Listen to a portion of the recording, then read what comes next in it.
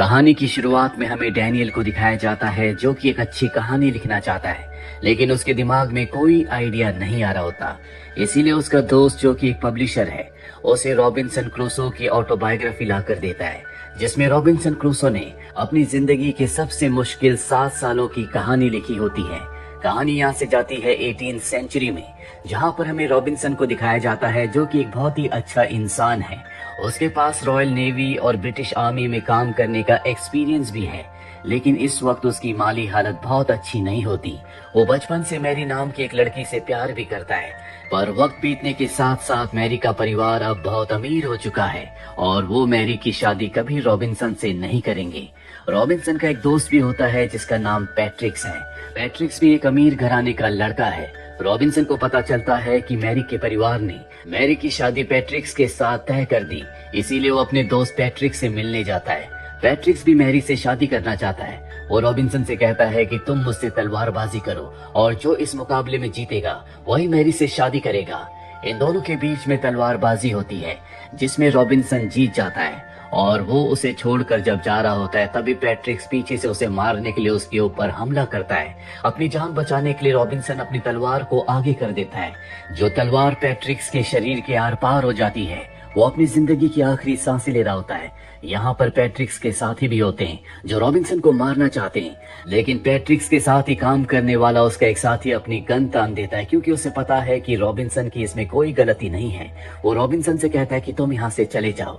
Robinson समझ चुका है कि अब उसे स्कॉटलैंड को छोड़ना होगा, इसीलिए भागकर वो मैरी के पास जाता है और उसे सब कुछ बताता है। मैरी उसे कहती है कि तुम जल्द से जल्द यहाँ से निकल जाओ। वो रॉबिन्सन को छोड़ने के लिए जाती है। रॉबिन्सन यहाँ से जाने से पहले कहता है कि मैं 1 साल बाद वापस लौटूंगा, तुम मेरा इंतजार करना। और इसके बाद वो एक कार्गो शिप से यहाँ से निकल जाता है जो कि ब्रिटिशर्स का होता है। इस कार्गो शिप से ब्रिटिशर्स दूसरे देशों से सामान लूट कर अपने देश में लाते थे और अब रॉबिन्सन इसी शिप में काम करना शुरू कर देता है। साथ ही उसके साथ जो कुछ घट रहा होता है वो उसे अपनी डायरी पर लिखता है। अब एक रात को जब इनका शिप समंदर के बीचों बीच होता है, तभी समंदर में एक बहुत बड़ा तूफान आता है और इस तूफान की वजह से इनका पूरा शिप समंदर में डूब जाता है, जिसमें शिप में हर एक इंसान मारा जाता है। अगली सुबह हमें रॉबिन्सन को दिखाया जाता है जो कि किनारे पर बेहोश है। कुछ देर के बाद रॉबिन्सन को होश आता है। वो देखता है कि वो किसी आइलैंड पर पहुंच गया है। आसपास उसके शिप का सामान और उसके साथियों की बॉडीज भी होती है, जो देखकर रॉबिन्सन को बहुत दुख होता है। सबसे पहले वो अपने सभी साथियों को दफनाता है। इसके बाद वो देखता है कि सामने उसका कार्गो शिप है जिसकी हालत बहुत बुरी है।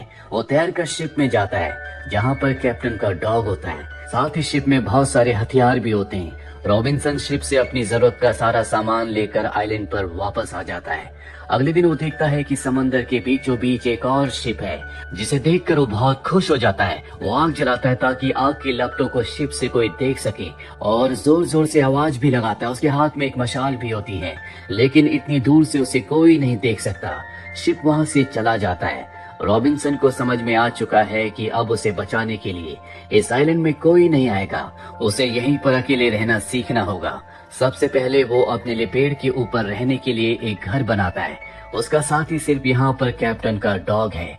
साथ ही यहाँ आइलैंड में बहुत सारे फ्रूट्स के पेड़ भी होते हैं, जिसका मतलब ये है कि यहाँ इस आइलैंड पर खाने पीने की कोई कमी नहीं है। पर जैसे जैसे वक्त बीतता है उसे यहाँ पर रहना बहुत मुश्किल हो जाता है, क्योंकि वो अकेला है। पर वो मैरी के लिए किसी भी कीमत पर जिंदा रहना चाहता है। हर दिन जो भी वो महसूस करता है, जो भी उसके साथ घटता है, वो अपनी डायरी में लिखता है। और अब एक दिन जब वो आइलैंड में घूम रहा होता है, तभी उसे किसी इंसान के पैरों के निशान दिखते हैं। वो उन पैरों के निशानों का पीछा करता है और अपने घर में पहुंच जाता है। उसे लगता है कि ये उसी के पैरों के निशान है, पर तभी उसे इंसानों की आवाज आती है। साथ ही ड्रम भी बज रहे होते हैं और अब वो उस आवाज का पीछा करता है।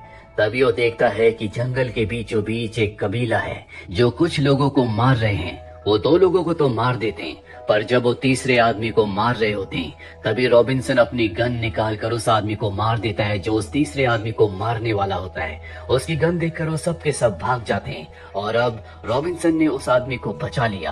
पर इससे पहले कि रॉबिन्सन उससे कुछ पूछता, एक बार फिर से वही कबीले वाले उसके ऊपर हमला कर देते हैं। पर रॉबिन्सन के पास गन है, जिस गन से वो कई कबीले वालों को मार देता है। इन कबीले वालों का काम होता है कि ये आसपास के आइलैंड से लोगों को पकड़ कर लाते हैं और अपने अंधविश्वास के लिए उन्हें मार देते हैं। अब रॉबिन्सन को देखकर वो कबीले वाले भाग जाते हैं। साथ ही जिस आदमी को उसने बचाया था वो भी जंगल के अंदर भाग जाता है। अगले दिन रॉबिन्सन जब उसे ढूंढ रहा होता है तभी उसका पैर एक ट्रैप में फंस जाता है और वो पेड़ से उल्टा लटक जाता है। और तभी वहाँ पर वही आदिवासी, वही आदमी आता है जिसकी उसने जान बचाई थी। रॉबिन्सन अपने चाकू से उस लता को काट देता है जिसमें उसका पैर अटका हुआ होता है और अब वो अपनी गन ले लेता है। रॉबिन्सन की भाषा को ये आदमी नहीं समझ सकता। रॉबिन्सन इसे अपने साथ ले जाता है और इसका नाम रखता है फ्राइडे, क्योंकि फ्राइडे के दिन ही रॉबिन्सन ने इसकी जान बचाई थी। अब ये जो आदिवासी होता है ये रॉबिन्सन के कामों में उसकी मदद करता है। रॉबिन्सन कहता है कि तुम मुझे मास्टर कहकर बुलाओगे। धीरे धीरे रॉबिन्सन उसे अपनी भाषा भी सिखा रहा होता है। और अब एक दिन रात को ये दोनों के दोनों जब बैठे होते हैं ये ईश्वर के बारे में बात करते हैं।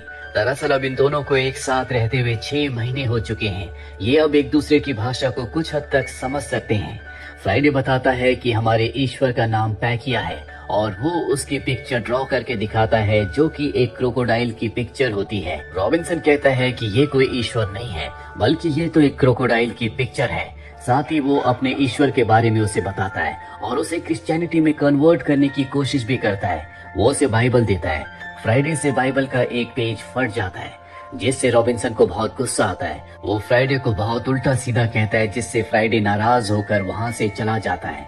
और अब रॉबिन्सन अपने घर में अकेला रहता है। कई दिन इसी तरह से रहने के बाद उसे एहसास होता है कि उसे फ्राइडे की जरूरत है।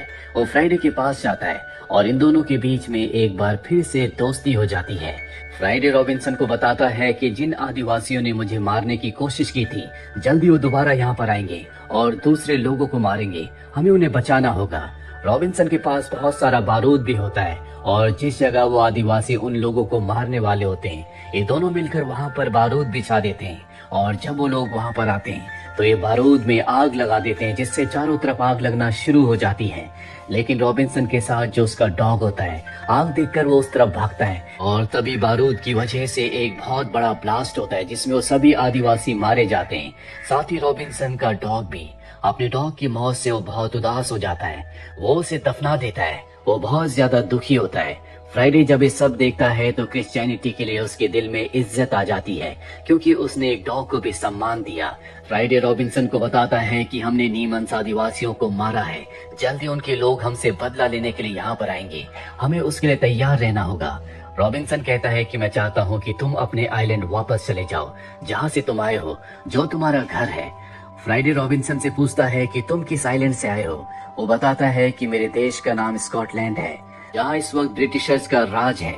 फ्राइडे जब ब्रिटिशर्स का नाम सुनता है तो बताता है कि मेरे पिता ने ब्रिटिशर्स के बारे में मुझे बताया था। वो हमारे आइलैंड पर आते हैं और हम लोगों को गुलाम बनाकर अपने साथ ले जाते हैं और जो लोग उनके साथ जाने से मना कर देते हैं वो उन्हें मार देते हैं। रॉबिन्सन को समझ में आ जाता है कि वो अपने देश से बहुत ज्यादा दूर नहीं है क्योंकि ब्रिटिशर्स आसपास के आइलैंड पर आते हैं। वो फ्राइडे से कहता है कि तुम मेरे साथ चलो, हम यहाँ से निकलकर स्कॉटलैंड जाएंगे। पर वो साफ साफ मना कर देता है। वो कहता है कि मास्टर, मैं उस देश में कभी नहीं जाऊंगा जहाँ पर मेरे लोगों को गुलाम बनाकर ले जाया जाता है। गुस्से में आकर रॉबिन्सन उसे बता देता है कि मेरा नाम मास्टर नहीं बल्कि रॉबिन्सन है। वो पूछता है कि मास्टर का मतलब क्या होता है। रॉबिन्सन कहता है कि मास्टर का मतलब मालिक होता है। ये सुनकर फ्राइडे को बहुत दुख होता है और बहुत गुस्सा भी आता है क्योंकि अभी तक वो उसे अपना दोस्त समझ रहा था, जबकि उसे समझ में आ चुका है कि रॉबिन्सन उसे गुलाम से ज्यादा कुछ नहीं समझता। इसीलिए वो रॉबिन्सन को पकड़ लेता है, उस पर हमला करना चाहता है, पर वो रॉबिन्सन को सही सलामत छोड़कर वहां से चला जाता है। रॉबिन्सन ने अब तय कर लिया है कि वो नाव बनाकर इस आइलैंड से हमेशा के लिए अपने देश वापस लौट जाएगा। वो नाव बनाना शुरू करता है। कई दिन की मेहनत के बाद एक दिन उसके पास फ्राइडे आता और कहता है कि मैं तुम्हारा गुलाम नहीं हूँ। रॉबिन्सन उससे माफी मांगता है और कहता है कि मुझे माफ कर दो, हम दोनों बहुत अच्छे दोस्त हैं। और इस तरह से इन दोनों के बीच में पीस हो जाता है, जिसके बाद फ्राइडे भी रॉबिन्सन की नाव बनाने में मदद करता है।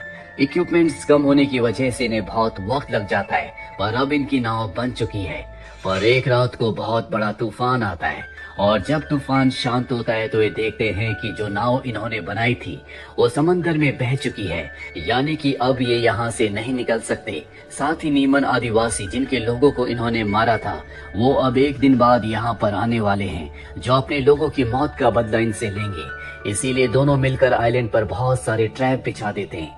अगले दिन बहुत सारे नीमन इनसे बदला लेने के लिए आ जाते हैं, पर वो इनके ट्रैप में फंस जाते हैं और एक एक करके बहुत सारे नीमन आदिवासियों को मार देते हैं। पर कुछ नीमन आदिवासी इनके घर तक पहुंच जाते हैं, जहां पर इन दोनों ने बहुत सारा बारूद बिछाया है। उस बारूद से एक ब्लास्ट करते हैं जिसमें सब के सब मारे जाते हैं। पर एक आदिवासी मरने से पहले रॉबिन्सन को तीर मार देता है, जिससे वो जख्मी हो जाता है। और अब फ्राइडे उसका दिन रात ध्यान रखता है और उसकी मरहम पट्टी करता है, लेकिन रॉबिन्सन को कोई आराम नहीं मिल रहा होता। नीमन्स आदिवासी यहाँ पर अपनी नाव से आए थे, इसीलिए अब फ्राइडे तय करता है कि वो रॉबिन्सन को अपने खुद के आइलैंड पर ले जाएगा।